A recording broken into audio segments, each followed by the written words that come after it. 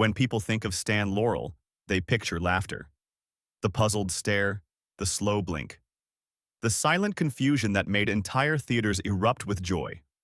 For decades, audiences believed they knew him.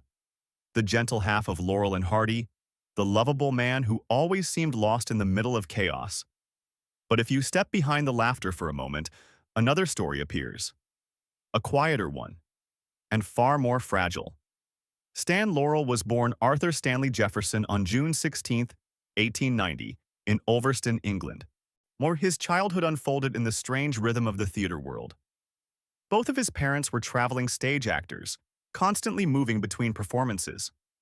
Because of that, young Stan spent much of his early life with his grandparents. Just across the street from their home stood a small theater where his parents performed. Imagine being a child hearing applause drift through open windows night after night. For Stan, that sound became irresistible. By the time he was 16, he stepped onto the stage himself at the Britannia Panopticon in Glasgow. Something clicked instantly. The awkward young performer had perfect comic timing.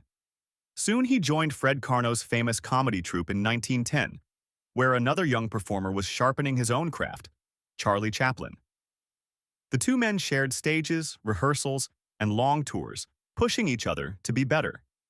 Neither of them knew they were quietly shaping the future of comedy. America soon became the next chapter, and when the troupe toured the United States, Stan stayed behind, chasing the growing world of motion pictures. The early years were uncertain. Small roles, short silent films, endless experimentation. Somewhere during this period, he changed his stage name from Stan Jefferson to Stan Laurel. It sounded simpler, more memorable. Sometimes a new name becomes the first step toward a new life. Then, in the mid-1920s, fate intervened. At Hal Roach Studios, actor Oliver Hardy suffered a kitchen accident and temporarily stepped away from filming. Laurel filled in. What happened next felt almost accidental, but the chemistry was undeniable. Laurel's gentle confusion balanced perfectly against Hardy's frustrated authority. By 1927, the pair had become Laurel and Hardy, the most beloved comedy duo of their time. Yet behind the laughter, Stan's life carried deep personal pain. In 1930, his infant son, Stanley Robert Laurel, died just 9 days after being born. Friends later said Stan rarely spoke about it, but the grief never truly left him. His personal relationships were equally turbulent. He married 5 times, enduring divorces, public accusations, and emotional chaos that often unfolded far from the smiling screen audiences knew. And then came the greatest loss of all.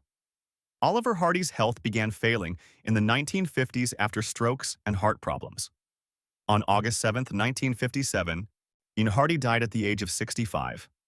For Stan, it felt like losing half of himself. Too ill to attend the funeral, he simply said, "Babe would understand." Those 4 words carried a lifetime of friendship. After Hardy's death, Stan Laurel never performed again. He spent his final years quietly in a modest Santa Monica apartment, answering letters from fans and speaking kindly to strangers who somehow found his phone number in the directory.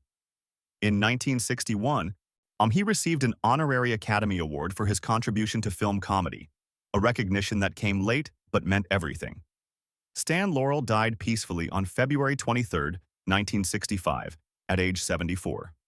The world remembers the laughter, the falling hats, the endless misunderstandings. But behind those silent jokes lived a man who understood something deeper. Sometimes the greatest comedians are simply people who learn to hide their heartbreak better than anyone else.